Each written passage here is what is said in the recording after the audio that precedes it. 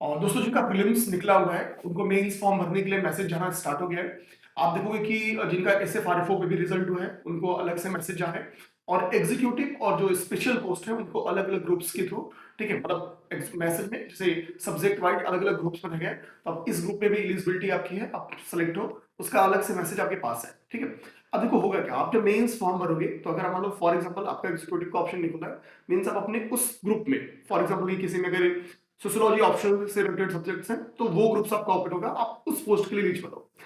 कुछ special set के भी कट ऑफ ज्यादा गए हैं एग्जीक्यूटिव से भी, जैसे ऐसा कंक्लूजन इसलिए निकला क्योंकि बहुत सारे ऐसे पोस्ट ग्रेजुएशन की पोस्ट पदे थी।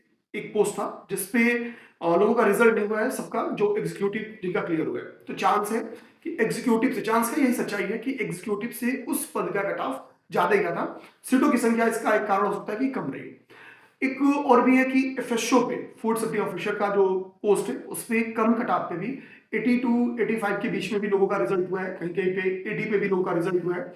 इसके पीछे का रीजन ये है कि वहां पे सीटों की संख्या ज्यादा थी और जो एफएसओ की पोस्ट को लेकर हम लोग कह सकते हैं, जो क्राइटेरिया है वो सबके पास थी। वो बायोटेक्नोलॉजी, एग्रीकल्चरल साइंस, फिशरीज, ऐसे स्पेशल पोस्ट, स्पेशल सब्जेक्ट चाहिए होता है।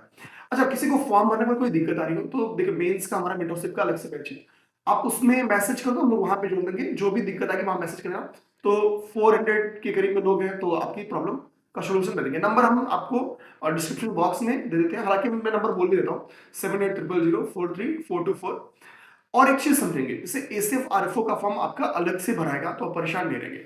एक छोटी सी दिक्कत लोगों को ये आ सकती है कि फॉर एग्जाम्पल मान लो अपने प्रीलिम्स का फॉर्म भरा है, उसमें आपने अपनी तरफ से एलिजिबिलिटी गलती से कोई टिक कर दी, सुधार के लिए ऑप्शन थे, बट आपने उस समय उसका सुधार नहीं किया, तो एक डर है कि क्या मेंस का फॉर्म रिजेक्ट हो जाएगा। तो ऐसा कुछ नहीं होगा। आपका जब मेंस का फॉर्म भराएगा, तो वहां पे आपसे एस और नो दोनों का ऑप्शन आएगा कि आप मेंस का फॉर्म इसमें भरना चाहते हो कि नहीं। तो जहां पे आपकी एलिजिबिलिटी नहीं थी, गलती हो गई है, वहां पे आप नो पे क्लिक करना, ना कि यस पे, तो उसका कोई दिक्कत आपको नहीं आएगा। धन्यवाद।